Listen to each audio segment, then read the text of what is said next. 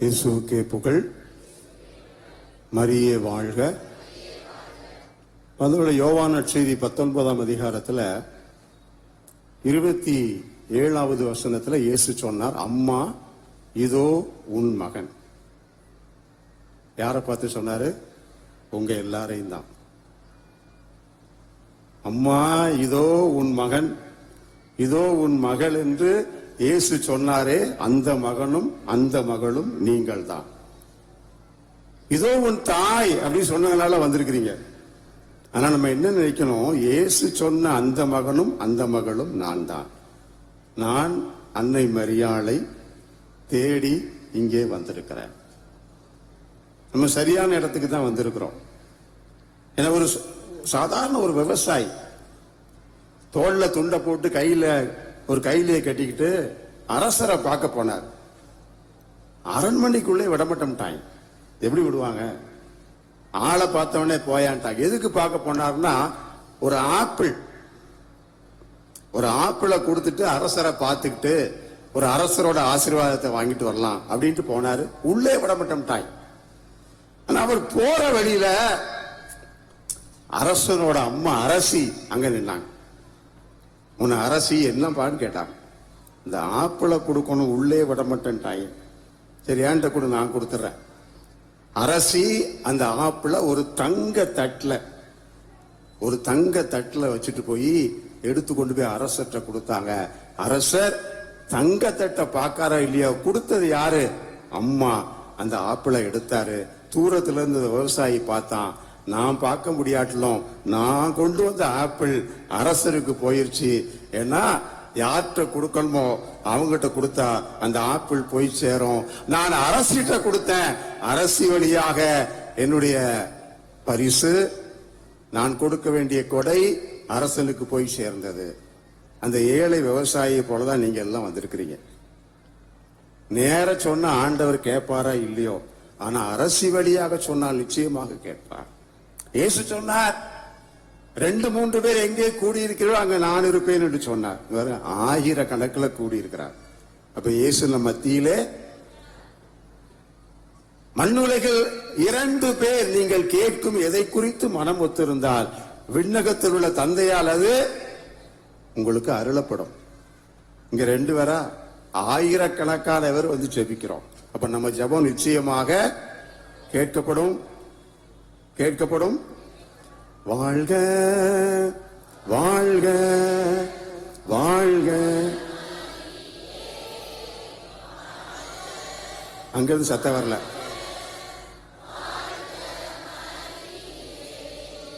இயேசு ஐயோ மீன் இல்லையே என்று சொன்ன போது படகு நிறைய வலைகள் நிறைய மீனை கொடுத்தார்.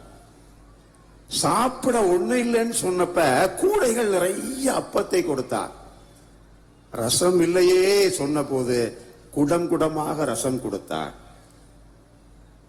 படகுகளை மீன்களால் நிரப்பிய ஆண்டவர், கூடைகளை அப்பத்தால் நிரப்பிய ஆண்டவர், குடங்களை ரசத்தால் நிரப்பிய ஆண்டவர் உங்களை நிரப்பாமல் இங்கிருந்து அனுப்ப மாட்டார். எல்லாரும் ஆண்டவருடைய அருளையும் ஆசீரால் நிரப்பப்பட்டு தான் இங்கிருந்து போக போகிறார். அதை அன்னை மரியாள் நமக்கு பெற்றுக் கொடுக்கிறவராயிருக்கிறார். நன்று சகோதர சகோதரிகளே, நமக்காக ஜெபிக்கிறவராக மட்டும் அன்னை மரியாள் இல்லை. அன்னை மரியாளுடைய வாழ்க்கையில பாக்குறோம், இயேசு 5000 பேருக்கு உணவு கொடுத்தார். அங்க மாதா போகல. 5000 பேருக்கு உணவு கொடுத்த போது அங்க போய் என் மகன்தான் பாருங்க 5000 பேருக்கு மேல சாப்பாடு கொடுக்காரு, நான் அவங்க அம்மா. மாதா சொல்லல. அங்க போகவும் இல்ல, பெருமையும் பாராட்டல. இறந்து போன லாசருக்கு உயிர் கொடுத்தார். மிகப்பெரிய அற்புதம். மாதா அங்க போகலங்க. அங்க போகல. அங்க போயும் என் மகன் இறந்து போனவருக்கு உயிர் கொடுத்தார். ஒன்னும் பெருமை பாராட்டல. இயேசு கடல் மீது நடந்தார். அப்போ மாதா அங்க போகல, பெருமை பாராட்டல. ஆனா மாதா எங்க போனார்? கலாத்தியர் 6ஆம் அதிகாரம் 14வது வசனம். கலாத்தியர் 6:14 சொல்கிறது, மாதா சொன்னாங்க, நானோ ஆண்டவர் இயேசு கிறிஸ்துவின் சிலுவையில் அன்றி வேற எதிலும் ஒருபோதும் பெருமை பாராட்ட மாட்டேன். ஏன்னா அங்கதான் மாதா போய் நின்னாங்க. லாசர் கல்லறைக்கு போகல, 5000 பேருக்கு அற்புதம் நடந்துக்கு போகல, கடல் மீது நடந்த போது போகல. மாதா எங்க நின்னாங்க? சிலுவையில் நின்னாங்க, கல்வாரியில் நின்னாங்க. அப்ப சொன்னாங்க, நான் பெருமைப்படுகிறேன், என் மகனுடைய சிலுவையிலே பெருமைப்படுகிறேன். ஏன்? அங்கதாங்க முக்கியமான சம்பவங்கள்லாம் நடந்தது. இந்த சிலுவையில தான் முக்கியமான சம்பவங்கள்லாம் நடந்துச்சு. நம்ம பாக்குறோம்ல. அன்னை மரியாளுக்கு 2 பெரிய ஆசி. ஒன்று என்ன? அவர் இயேசு கடவுளின் மகனின் தாயானார். எப்போ? ஆமென் அப்படி சொன்னார். எதுக்கு சொன்னாரு? மங்கள வார்த்தை. அருள் நிறைந்தவளே வாழ்க, ஆண்டவர் உம்முடனே, கடவுளின் பேரருளை கண்டடைந்துள்ளீர், உமக்கு ஒரு மகன் பிறப்பான், அவருக்கு இயேசு என்று பெயர். மாதா சொன்னாங்க, ஆமென். ஆண்டவருடைய அடிமை, வார்த்தையின்படியே ஆமென் அப்படி சொன்னாங்க.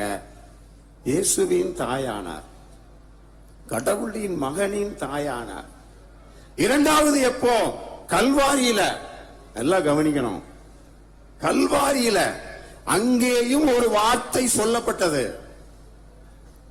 அந்த வார்த்தைக்கு மாதா ஆமென் சொன்னதுனாலதான் உலக மக்கள், மனுக்குலம் எல்லாருடைய தாயாக மாதா மாறினாங்க. அந்த ஒரு வார்த்தைக்கு ஆமென் சொன்னதுனாலதான் மனுக்குலத்தின் தாய். இதுக்கு முன்னாடி இருந்த உலகம், இனி வரப்போற உலகம், எல்லா உலகத்தின் மனித இனத்தின் தாயானவர். ஒரு குழந்தைக்கு தாயானவர் உலகத்துக்கெல்லாம் எப்ப தாயானார் தெரியுமா? லூக்கா நற்செய்தி 23ஆம் அதிகாரத்துல லூக்கா அதை சொல்லுகிறார். மாதா கூடயே வராங்க, இயேசு கூட. எப்ப வராங்க? அவருடைய சிலுவை பாதைகளை அவரை காட்டி கொடுக்கிறார்கள். கற்றூனில் கட்டுண்ட அடிக்கிறாங்க, உடம்பெல்லாம் பாலம் பாலமா பிக்கிறாங்க. இயேசு உடம்பு போறான். நம்ம பேஷன் ஆஃப் கிரைஸ்ட் படத்துல பார்த்திருப்போம். அப்படியே உடம்பு போற ரத்தம், சதெல்லாம் பிஞ்சு கிடக்கு. அந்த தாய் பார்க்கிற இயேசுவின் முகத்துல காரி துப்புறாங்க. அந்த தாய் பார்க்கிறார். இயேசுவை ஒரு நாயை போல இழுத்துட்டு போறாங்க. அந்த தாய் கூடயே போறாங்க. எவ்வளவு வேதனை! ஒரு பக்கம் வேதனை, இன்னொரு பக்கம் கோபம். தன் மகனை தன் கண் முன்னாலே அரை நிர்வாணமாக்குகிறார்கள். ஆடையெல்லாம் களைகிறாங்க. எந்த தாய் பொறுப்பா? ஒண்ணுமே செய்ய முடியாட்ட கூட மனசுல, ஆண்டவரே இவங்க நாசமா போகும்னா ஒரு தாய் சொல்வான். என் பிள்ளைய இப்படி பாடா படுத்துறவன் நம்ம ஊர் கிராமத்துல மண் அள்ளி எறிவோம். இப்படியே நாசமா போ, கிழக்கால போ, வடக்கால போ, நாசமா போனா சொல்லுவோம். அவ்வளவு வேதனை. மாதாவோட இதயம் சுக்கு சுக்காக கிழிக்கப்பட்டு நொறுக்கப்பட்டு கிடக்கிறார். இனம் புரியாத உணர்வுகள் அவருக்குள்ள. வேதனை, கவலை, அழுகை, கோபம் இவ்வளவு இருக்கிற போது இயேசு சிலுவையில சொல்கிறார், தந்தையே இவர்களை மன்னியும், இவர்கள் செய்வது அறியாமல் செய்கிறார். மாதா ஆமென் அப்படின்னு சொன்னார். தனக்கு அவ்வளவு வேதனை, கோபம், அத்தனை பேரையும் சாபம் போடணுங்கிற எண்ணம் இருந்தாலும் இயேசு சொன்னார், தந்தையே இவர்களை மன்னியும். அன்னை மரியாள் சொன்னார், ஆமென், உம்முடைய வார்த்தையின்படியே எனக்கு ஆகட்டும். உடனே இயேசு சொன்னார், அம்மா இதோ உன் மகன், மனுக்குலத்தின் தாயாக நீ உயர்த்தப்படுகிறாய்.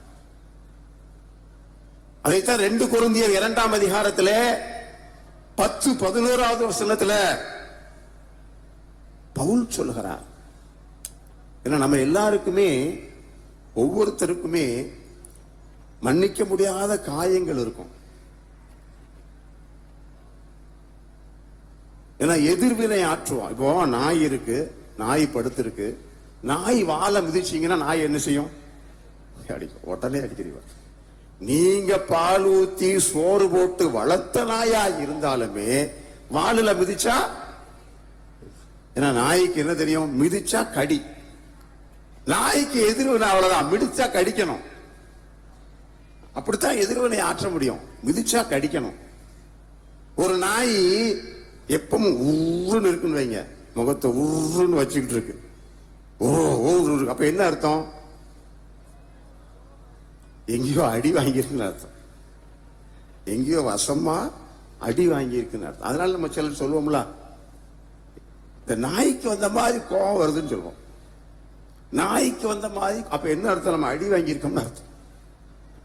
எங்கேயோ அடி வாங்கியிருக்கோம், அந்த அடியை உள்ள வச்சுக்கிட்டே இருக்கும், அந்த காயம் உள்ள இருந்துகிட்டே இருக்கு. ஏன்னா காயப்பட்டவர்கள் மற்றவர்களை காயப்படுத்துவார்கள். எப்ப பார்த்தாலும் உருன்னு மூஞ்சி வச்சுக்கிட்டு வள்ளு குலைச்சுக்கிட்டே இருந்தா இந்த நாயை அடி வாங்கியிருக்கு அர்த்தம். அது எதிர்வினை ஆற்றுவது, எதிர்வினை ஆற்றுவது. அது மிருக குணம். திட்டினா திட்டுறது, சிரிச்சா சிரிக்கிறது, அது மிருக குணம். ஆனால் அன்னை மரியாள் இயேசுவிட என்ன பார்க்கிறோம்? அடித்தாலும், கட்டி வைத்து அடித்தாலும், முகத்தில் காரி துப்பினாலும், நிர்வாணமாக்கினாலும் நான் எதிர்வினை ஆற்ற மாட்டேன். என் ஆண்டவர் என்ன எதிர்பார்க்கிறாரோ அதை நான் ஆற்றுவேன். ஆண்டவர் என்ன எதிர்பார்க்கிறார், அவர் என்ன எதிர்பார்க்கிறாரோ அதை நான் ஆற்றுவேன். 2 கொரிந்தியர் 2ஆம் அதிகாரம் 10-11 பவுல் சொல்கிறார். மாதா சொல்றாங்க, இயேசு சிலுவையில் இருக்கிறாரு, தந்தையே இவர்களை மன்னியும். இயேசு சொல்லிட்டாரு. இப்ப மாதா என்ன சொன்னாங்க?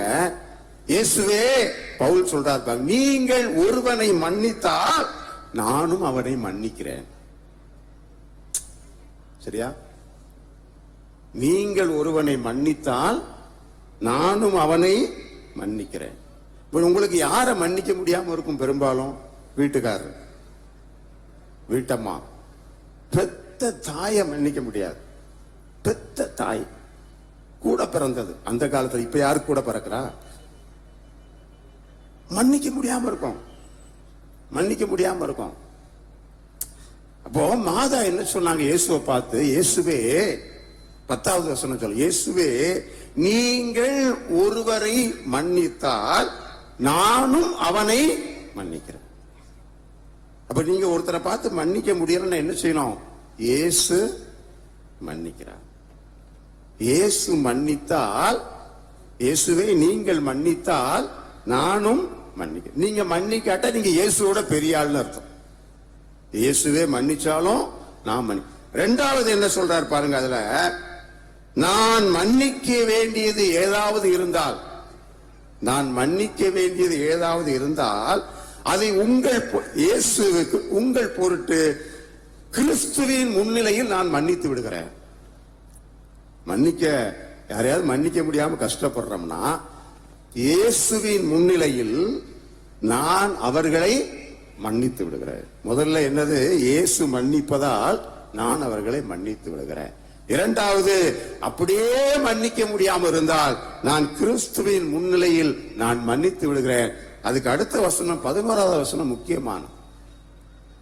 இயேசு சிலுவையில சாத்தானை ரத்தம் சிந்தி உயிர் கொடுத்து மட்டும் அவர் சாத்தான் மேல வெற்றி கொள்ளல. நல்லா கவனிச்சுக்கோங்க.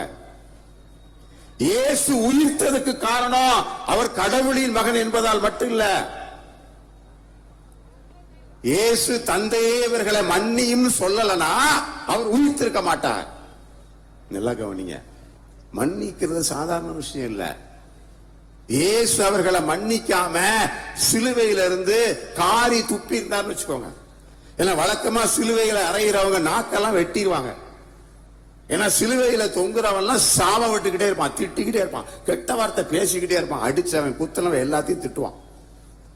அதனால சிலுவையில அரைஞ்சவன் நாக்க வெட்டிடுவானுங்க. இயேசு நாக்க வெட்டல. ஏன்னா வெட்ட தேவையில்லை. அவர் ஒன்னும் பேச மாட்டார், திட்ட மாட்டார், சாபம் போட மாட்டார். ஆனால் இயேசு அப்படி திட்டி இருந்தால், பேசி இருந்தால், சாபம் போட்டிருந்தால், உங்களை மன்னிக்க முடியாது என்று சொல்லி இருந்தால் உயிர்த்திருக்க மாட்டார். அவர் உயிர்க்கவில்லை என்றால் தூய ஆவியானவர் இல்லை, நமக்கு கொடுக்கப்பட மாட்டிருக்கிறார். திருச்சபை கிடையாது, நீங்களும் நானும் இன்றைக்கு இல்லை, ஆண்டவருடைய பிள்ளைகளாக இல்லை. இதெல்லாம் எப்ப நடந்தது? இயேசு சொன்ன ஒரு வார்த்தை, தந்தையே இவர்களை மன்னியும், இவர்களை மன்னியும். அன்பு சகோதர சகோதரிகளே, காலெல்லாம் புண்ணாகி நடந்து வந்திருப்பீங்க. நீங்க நடந்து வந்ததுனால உங்களுக்கு ஆசீர்வாதம் கிடைக்கணும் அப்படின்னு சொன்னா, நீங்க யார இன்னைக்கு மன்னிக்காம இருக்கிறீங்களோ அவங்கள மன்னிச்சிருங்க. உடல் வருத்த கும்பிடு சேவை போட்டிருக்கிறீங்க, நீங்க செஞ்ச நோன்பு உங்களுக்கு ஆசீர்வாதமா மாறணும் சொன்னா யார மன்னிக்க முடியலையோ அவங்கள மன்னிச்சிருங்க. இல்லனா நீங்க பாத யாத்திரை வந்திருந்தாலும், நீங்க கும்பிடு சேவை போட்டாலும், எவ்வளவுதான் உபவாசம் இருந்து வந்திருந்தாலும் உங்கள் ஜெபம் கேட்கப்படாது. உங்களை ஆண்டவர் மன்னிக்க மாட்டார். மத்தேயு 18:35 இயேசு சொன்னார், நீங்கள் ஒருவர் மற்றவரை மன்னிக்காவிட்டால் வானக தந்தை உங்களை மன்னிக்கவே மாட்டார். அவர் மன்னிக்காட்ட என்ன ஆகும்? ஆண்டவர் மன்னிக்காட்ட என்ன ஆகும்? இந்த உலகத்திலே நமக்கு வாழ்க்கை ரொம்ப கடுமையான கொடுமையான நரகமாயிரும். நாம் இறந்தாலும் எங்க போவோம்? டைரக்டா பைபாஸ் தேசிய நெடுஞ்சாலை நரகத்துக்கு தான் போவோம். அங்க டோல்கேட் எல்லாம் கிடையாது, நேர நரகம் தான். நீங்க சொல்லலாம், நான் பூசை பார்த்திருக்கேன், ஜோமால சொல்லியிருக்கிறேன், காமநாயகன்பட்டிக்கு பாத யாத்திரை போத்தனேன், கும்பிடு சேவை போனேன், போ நேர நரகம் தான் உனக்கு. யாருக்கு யாருக்கு யாருக்கு? மன்னிக்காத வேஸ்ட்டுங்க. நீங்க உயிரோட வாழ்ந்தே வேஸ்ட். இயேசு சொன்னார், நான் சொல்லல. நீங்கள் மன்னிக்காவிட்டால் வானக தந்தை உங்களை. அதான் நீங்க நற்செய்தியில பாருங்க, ரெண்டு விஷயம் நடக்கும். ஒண்ணு என்ன? அவர் போய் பாவ சங்கீர்த்தனம் பண்றார், காலில் விழுந்து பாவ சங்கீர்த்தனம் பண்றார். என்ன பண்றாரு? ஐயா நான் தப்பு பண்ணிட்டேன், என்னை மன்னிச்சிருங்கய்யா. உடனே அவர் மன்னிச்சு போடா அப்படின்றார், போன்றார். ஆனா போனவனை திருப்பி பிடிச்சு அடிச்சு கொண்டாந்து சிறைச்சாலையில போடுதான். அப்ப முதல்ல மன்னிப்பு எதுக்கு? மன்னிச்சுக்கோங்கயா அப்படின்னு சொன்னதுனால உடனே மன்னிச்சுட்டார். ரெண்டாவது அதே ஆளை பிடிச்சதுக்கு உள்ள போடுதாங்க, அவர் இன்னொருவனை மன்னிக்காமல் விட்டு விட்டார். அதனாலதான் எல்லா பாவமும் பாவ சங்கீர்த்தனத்துல மன்னிக்கப்படும். நீங்க மன்னிக்காம இருந்தீங்கன்னா உங்கள் பாவம் மன்னிக்கப்படாது. இப்ப யாரெல்லாம் நரகத்துக்கு போக விரும்புறீங்க கை தூக்குங்க. ஒரு அம்மா தூக்கியிருக்காங்க, ஏமா இல்லையா? அதான் அல்ல நல்ல நல்ல நல்ல நல்ல யாராவது இந்த தைசு கை தூக்குங்க. நான் மட்டும்தான் கை தூக்கியிருக்கேன். அப்போ நீங்க என்ன செய்வீங்களோ செய்ய மாட்டீங்க, அது பேர் தெரியல. நரகத்துக்கு போகாம இருக்கணும்னா ஒரே ஒரு காரியம் செய்யணும். என்ன செய்யணும்? ஒரு மாமியாருக்கு கோபம், யார் மேல கோபம் வரும்? அடப்பா, எந்த ஸ்கூல்ல சொல்லி கொடுத்தாங்க தெரியல. தெரியுதுனா எதுக்கு தெரியுமா? காதல் கல்யாணம். மகன் லவ் பண்ணி கல்யாணம் முடிச்சிருக்கான். ஒரு சின்ன குழந்தை பிரான்சிஸ், அந்த அம்மா பேரு லூசியா. எப்ப பார்த்தாலும் பேரனை தூக்கி வச்சு கொஞ்சுவாங்க. ஏன்னா அம்மா இருக்கும்போதே குழந்தை பெற்றுக்கிட்டா பெரிய பாக்கியம். ஏன்னா அம்மா குழந்தைய வளர்ப்பாங்க. மகனும் மருமகளும் வேலைக்கு போயிட்டு லேட்டா தான் வருவாங்க, பிள்ளைய பார்க்க முடியாது. இந்த அம்மா தான் குழந்தைய எப்பவும் பார்த்து, அதனால பேர மேல உயிரே வச்சு. மகனுக்கும் மருமகனுக்கும் சண்டை வந்துருச்சு. மருமகளுக்கும் மகனுக்கும் சண்டை, எப்ப பார்த்தாலும் சண்டை. அந்த சண்டை முத்தி போய் மருமகா சொன்னா, நான் டைவர்ஸ் வாங்க போறேன். இன்னைக்கு டைவர்ஸ் வாங்குறது ஆமா டைவர்ஸ் வாங்க போறேன் சொல்லிட்டான். போய் டைவர்ஸ் வாங்கிட்டான். டைவர்ஸ் வாங்கினது மட்டும் இல்ல, மகன் என் கூட தான் இருக்கணும், மகனையும் தூக்கிட்டு போயிட்டான். அது மட்டும் இல்ல, எனக்கு ஜீவனாம்சம் வேணும்னு மாசம் மாசம் காசு வாங்கிட்டான். மகன் கையெடுத்து கும்பிடுறான், எம்மா வேண்டாம்மா போகாதம்மா, உனக்கு பிடிக்கலையா அம்மா வீட்டுல போய் கொஞ்ச நாள் இருந்துட்டு வா, ஒரு மாசம் இரு, ஒரு வருஷம் கூட இருந்துக்கோ, ஆனா டைவர்ஸ் வாங்காத, இனி நான் உன் கூட வாழ. பிரிஞ்சாச்சு. இப்போ இந்த அம்மாவுக்கு மாமியாருக்கு பெரிய கவலை. ஏன்? பேரனை கொண்டு போயிட்டான். அவன் பிரிஞ்சு போன உடனே இவன் குடிகாரன் ஆயிட்டான். என்ன இவன் வாழ்க்கையெல்லாம் யார் மேல வச்சிருக்கான்? பொண்டாட்டி மேல வச்சிருக்கான். அவ போனதும் இவனுக்கு வாழ்க்கையே போச்சு. குடிக்க ஆரம்பிச்சிட்டான். ஒரே குடிகாரன் ஆயிட்டான். அது வேற இந்த அம்மாவுக்கு சோகம். அப்ப கோபமெல்லாம் அப்ப யார் மேல இருக்கு? மருமகா மேல இருக்கு. அதனால நைட்ல தூக்கம் வர மாட்டாங்க. ஏன்னா உங்களுக்கு மன்னிக்க முடியலன்னு வச்சுக்கோங்களேன், தூக்கம் வராது. மனசு எப்போ பொசு பொசு பொசு பொசு பொசுன்னு எரிஞ்சுக்கிட்டே இருக்கும். தலைவலி வரும், வயத்த வலி வரும், எல்லாம் வரும். ஆனா மன்னிக்கவும் முடியல, ஏத்துக்கிடவும் முடியல. அவ்வளவு வேதனை. ஏன்னா பேரனை பார்க்க முடியல. அப்ப இந்த அம்மா என்ன செய்வாங்க? பூசையில நம்ம நற்கருணை வாங்கறதுக்கு முன்னாடி ஒரு டோல்கேட் போடுவாங்க. குறுக்க கம்ப போட்டு மறிப்பாங்க. என்ன? ஒருவருக்கு ஒருவர் சமாதானம். நம்ம அதெல்லாம் தூக்கி விட்டு உள்ள வந்துடும், அது வேற கதை. சரிதானா? இப்ப இந்த அம்மா என்ன செய்வாங்க? விளக்கமா சமாதானம் சொல்லும் போது பக்கத்துல இருக்கிற ஆள் மட்டும் இல்ல, அவங்களுக்கு தெரிஞ்ச ஆளெல்லாம் மனசுல வந்து கொண்டு வந்து சமாதானம் சொல்லுவாங்க. ஆனா யார கொண்டு வர மாட்டாங்க. அப்போ ஒரு நாள் அவங்க மனசுல ஒரு தோணுச்சு. என்ன தெரியுமா? ஊர்ல உள்ளவட்டெல்லாம் மனசுல சமாதானம் பண்ண மருமகிட்ட சொன்னாங்க. இந்த ஸ்டெப் தான் முக்கியமானது. நீ என்னைக்கு நினைக்கிறியோ அதெல்லாம் முடியாது, அதெல்லாம் மன்னிக்க முடியாது. நான் என்ன தப்பா பண்ணேன், நான் என்ன பண்ண சொல்லுங்க, நான் என்ன தப்பா பண்ணேன், அப்புறம் அவத்து நான் எதுக்கு மன்னி, இப்படி சொல்லிக்கிட்டே இருப்போம். சரிதானா? சொல்லிக்கிட்டே இருப்போம். ஆனா எப்போ நான் மன்னிக்கணும், நான் மன்னிக்கணும் அப்படின்னு நினைக்கிறியோ, அந்த மாமியார் நினைச்சா நான் மருமகளை மன்னிக்கணும், இல்லைன்னா என்ன ஆகும்? மன்னிக்காட்ட என்ன ஆகும்? மாமியார் எங்க போவா? அப்ப மனசுல நினைச்சிட்டு பக்கத்துல இருக்கிற ஆள்கிட்ட மருமகளை பார்த்து மருமகளை நினைச்சிட்டு சமாதானம் அப்படின்னு சொன்னான். சொன்ன உடனே அவளுக்கு அவ்வளவு ஆசீர்வாதம், அவ்வளவு ஆசீர்வாதம், மனசுல அவ்வளவு மகிழ்ச்சி. உடனே வீட்டுக்கு போன உடனே அவளுக்கு ஒரு எண்ணம். என்னமா, இன்னைக்கு ஹோட்டலுக்கு மருமகளை சாப்பிட கூப்பிடுவோமே. உடனே போன் பண்ணிட்டான். போன் பண்ணி, மருமல அத்த இன்னைக்கு ஹோட்டலுக்கு சாப்பிட போவாரியா? வந்துட்டான். மாமியார் மருமகளும் வீட்டிலே ஒன்னா சாப்பிட்டது இல்ல, ஆனா ஹோட்டல்ல ஒண்ணு சாப்பிட்டாங்க. பாருங்க, அந்த மாமியார் கடவுளால் உயர்த்தப்பட்டார். அன்னை மரியாளை எப்படி ஆண்டவர் உயர்த்தினாரோ அதே போல ஆசிரார் அருளால் உயர்த்தினார். ஏனென்றால் நான் மன்னிப்பேன் என்று நினைத்தார், மன்னிக்க வேணும்னு ஆசைப்பட்டார். அதனால் மன்னிக்கிறதுக்கு கடவுள் உதவி செய்தார். ஏன்னா பைபிள்ல என்ன சொல்லுது? நீ மன்னிக்காட்ட, நிறைய நாள் கேள்விப்பட்டிருப்போம், நீ மன்னிக்காட்ட என்ன நடக்குமா? மத்தேயு மார்க்கு 11ஆம் அதிகாரம் சொல்லுகிறது, ஆண்டவர் உன்னை மன்னிக்க மாட்டார். இரண்டாவது சொல்லுது, நீ மன்னிக்காவிட்டால் ஆண்டவர் உன் ஜெபத்தை கேட்க மாட்டார். நீ மன்னிக்காவிட்டால் உன் காணிக்கையை ஆண்டவர் ஏற்றுக்கொள்ள மாட்டார். நீ மன்னிக்காவிட்டால் உன் பலியை ஏற்றுக்கொள்ள மாட்டார். என்ன பலி?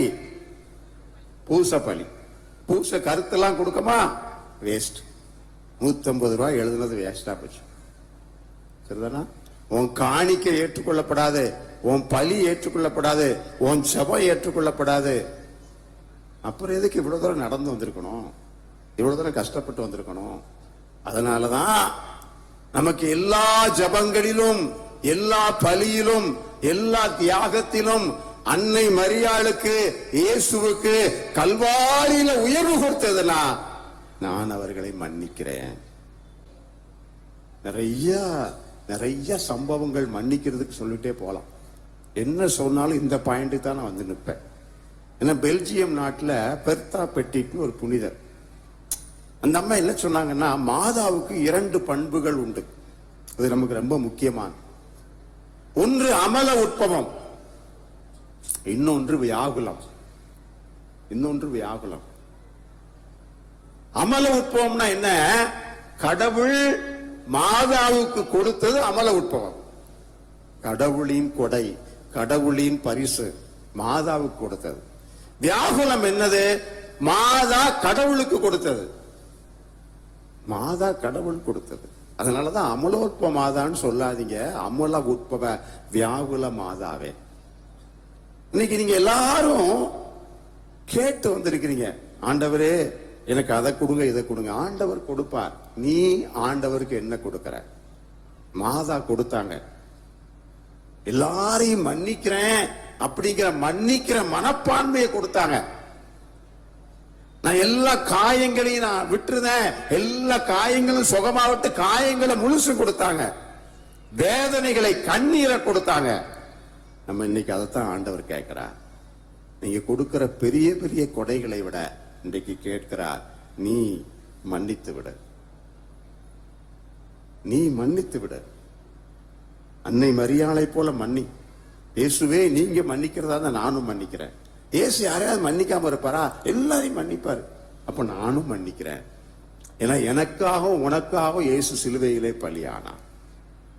ஆண்டவர் இந்த நாளில் மன்னிப்பின் வழியாக உங்க வாழ்க்கையில இருந்த எல்லா தடைகளும் நிறைய சொல்லுவீங்க. நான் ஜெபம் பண்ணி பாக்குறேன், ஜெபம் கேட்கல. எவ்வளவோ நான் உபவாசம் இருக்கேன், கேட்கல. எத்தனையோ முறை தெரியாத்தர போறேன், கேட்கல. மனசுல கேட்டு பாரு, நீ மன்னிக்காம இருப்ப. அதுதான் பெரிய தடை. ஆண்டவர் இன்றைக்கு அந்த தடையை எடுத்து போடுவார். கடைசியா ஒண்ணு என்ன தெரியுமா? இப்போ ஆசீர்வாதத்துக்கு ஒரு பெரிய தடை இருந்துச்சு, பாறாங்கல் தூக்கி தூர போட்டாச்சு. எது? மன்னிக்காம. இன்னொன்னு என்ன தெரியுமா? ஆசீர்வாதத்துக்கு பெரிய தடையா இருக்கிறது, மாதாவுக்கு பிடிக்காத காரியம் என்ன தெரியுமா? இங்க வந்திருக்கிற பல கேசுகள் சோசியக்காரன்ட்ட போறது, மந்திரவாதிட்ட போறது. சொல்றது மாதா பிள்ளை, ஆனா நீ யார் பிள்ளை? சாத்தானோட பிள்ளை. நீ சாத்தானோட பிள்ளை. சோசியக்காரன், மந்திரவாதி, கயரை வாங்கி கட்டிக்கிறது, குறி கேட்க போறது, உனக்கு யாராவது பிடிக்கலன்னா உன்னை ஏவி விடுறது, ஏவி விடுறது. ஆனா யாரு நீ? மாதா. மாதா உன்னை கையில வைக்கணும்னு ஆசைப்படுதாங்க. ஆனா மாதா உன் தலையில மிதிக்கிற மாதிரி நீ கீழே விழுந்து கிடக்க. சோசியக்காரன் மந்திரவாதிட்ட போறாங்க, சாத்தானோட பிள்ளை. அதுக்கு பேரே சாத்தான் வழிபாடு. நீ சாத்தான்ட்ட போனா, சோசியக்காரன் போனா, மந்திரவாதிட்ட போனா நல்லா இருக்கும், ஆசீர்வாதம் வரும். ஆனா சாத்தான் யாருக்கு ஆசீர்வாதத்தை கொடுக்க மாட்டான். ஆசீர்வாதத்தை கொடுக்கிற மாதிரி கொடுத்து உன்னை சோழிய முடிச்சிருவான். யோவான் 10:10 சொல்லுகிறது, அழிப்பான், கொல்லுவான், திருடுவான். நானும் வாழ்வு தரும்படியாக வந்தேன். பைபிள் என்ன சொல்லுகிறது? நம்ம பார்த்து மூஞ்சிய சுழிப்ப, மூக்க பொத்துவான். அருவருப்பா இருக்கு தெரியுமா? கடவுளுக்கு யார் அருவருப்பானவர்கள் தெரியுமா? உன்னைய பார்த்தாலே ஆண்டவர் மூஞ்சிய சுழிச்சிருவார். யார் தெரியுமா? லேவியராகமம் 19வது அதிகாரம் 31வது வசனம். பில்லி சூனியம் பார்க்க வேண்டாம், குறிகாரத்தை போக வேண்டாம். இந்த கையை காமிக்கிறது, காலை காமிக்கிறது, மூஞ்சியை காமிக்கிறது, குறிகாரத்தை போக வேண்டாம். அவர்களை தேடி தீட்டாக வேண்டாம். அப்படி செய்தால் குறி கேட்கிறவன், மாய வித்த போகிறவன், ஏவி விடுதவன். நீ ஒரு கடை வச்சிருக்க, உன் பக்கத்துல இன்னொருத்த கடையை வச்சுட்டாங்க, உடனே மந்திரம் செஞ்சு வச்சிடுறது. உனக்கு பிடிக்கல, உடனே மந்திரம் செஞ்சு வச்சிடுறது. நீ செஞ்ச மந்திரம் அவங்களை அழிக்குதோ இல்லையோ, முதல்ல ஒன்னையும் அழிக்கும். அதான் இணை சட்ட நூல் 18ஆம் அதிகாரம் 10வது வசனம் சொல்லுகிறது, தீ மிதிக்கிறவன், குறிபார்க்கிறவன், நாள் பார்க்கிறவன், சகுனங்களை நம்புகிறவன், சூனியக்காரன், மந்திரவாதி, ஏவி விடுகிறவன், மாயவித்தைக்காரன், இறந்தவர்களிடம் குறி கேட்கிறவன் உங்களுடைய இருத்தலாகாது. அப்படி இருந்தால் அப்படி செய்கிறவன் ஆண்டவருக்கு அருவருப்பானவன். அவர் தன் முன்னிலிருந்து அவனை தள்ளி விடுவார், அவரை தள்ளி விடுவார். நிறைய மாதா பிள்ளைன்னு சொல்றதெல்லாம் சாத்தான் பிள்ளையாத்தான் இருக்கு. தலைமுறை தலைமுறையா உனக்கு தண்டனை கிடைக்கும். ஏன்னா இந்த உலகத்துல நீ சோசியக்காரன் சாத்தான்ட்ட போனா, நீ செத்த பிறகு சாத்தா இருக்கிற இடத்துக்கு தான் போவ. இந்த உலகத்துல ஆண்டவரோட மாதாவோட இருந்தா நீ செத்த பிறகு மாதாட்ட போவ. பாருங்க, இந்த உலகத்துல உனக்கு ஆசீர்வாதம் கிடைக்காது. இங்க என்ன இளவு இருக்குன்னு அங்க போற, அவன்கிட்ட போய் என்ன கிடைக்க போகுது உனக்கு? சோசியம் பார்க்கறது, மந்திரவாதம் கேட்டா நாங்க மாதா, பரலோக மாதா பிள்ளை, விளக்கு மாத்தால அடிக்கிறோம். பரலோக மாதா பிள்ளையா? பரலோக மாதா பிள்ளை சோசியக்காரன்ட்டையும் மந்திரவாதிட்டையும் போவாங்க? இந்த காமநாயக்கப்பட்டி ஊர்லயே மாறி மாறி மந்திரம் செஞ்சு எத்தனை குடும்பம் அழிஞ்சிருக்கு தெரியுமா? மாதாவுக்கு தெரியாது நினைக்கிறியா? எச்சரிக்கையா இருந்துக்கோ. உன் தலைமுறை அழிஞ்சு போகும். உன் தலைமுறை அழிஞ்சு போகும். நீ எடுக்கிற எல்லா பக்தி முயற்சி, நீ எடுக்கிற எல்லா கும்பிடு சேவை, நீ ஜெபம் பண்றது எல்லாம் வேஸ்ட். ஏன்னா நீ சாத்தான் பிள்ளை. மாதா உன்னைய காலில் போட்டு மிதிப்பாங்க. சாத்தானின் தலையை நசுக்க வந்த மாதிரியா மாதா உன்னை கையோட மார்போட அணைக்க ஆசைப்படுதாங்க. நீ எதுக்கு ஜோசியக்கார மந்திரவாதிட்ட போகணும்? என்னது மாதாட்ட உனக்கு கிடைக்கல சொல்லு. மாதா வல்லமையானதா ஆசீர்வாதமானதா? ஜோசியக்காரனும் மந்திரவாதி ஆசீர்வாதமா? ஆசீர்வாதத்துக்கு தடையா இருக்கு. ஏன்னா நிறைய பேர் நினைப்பாங்க எப்படி இருந்தாலும் மாதா ஆசீர்வதிக்கவே மாட்டாங்கப்பா. எப்படி இருந்தாலும் கிடையாது. வாழ்க்கையை வீணாக்கிட்டு இருக்கு நிறைய பேர். நான் யாரையும் மன்னிக்க மாட்டாங்கன்னா ஆசீர்வாதம் கிடையாது. நான் ஜோசியக்காரட்டை போய் மந்திரம் ஆசீர்வாதம் கிடையாது. நல்லா தெரிஞ்சுக்கோ. இவ்வளவு நாள் வாழ்க்கையை வீணாக்குனது போதும், இனி வீணாக்க வேண்டாம். நான் ஜோசியக்காரன்ட்டையும் குறி கேட்கறன்ட்டையும் மந்திரவாதிட்டையும் நான் இனிமே போக மாட்டேன். எனக்கு எல்லாமே ஆண்டவர் இயேசு மட்டும் தான். கைகளை உயர்த்துங்க. அப்படி இடுப்புல கட்டின கயிறு எங்கேயாவது இருந்துச்சுன்னா, மந்திரவாதி கொடுத்த தாயத்து ஏதாவது இருந்துச்சுன்னா, உன் வீட்டுல இருந்துச்சுன்னா போய் அந்த பிசாசம் முதல்ல வெளியே தூக்கி போடணும்.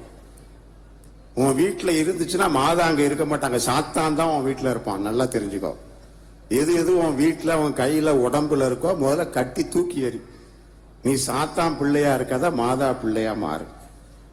எல்லாம் கைகளை வருத்தி அம்மா மாதாவே, சத்தம் பத்தாது, அம்மா மாதாவே, நான் உமக்கே சொந்தம்.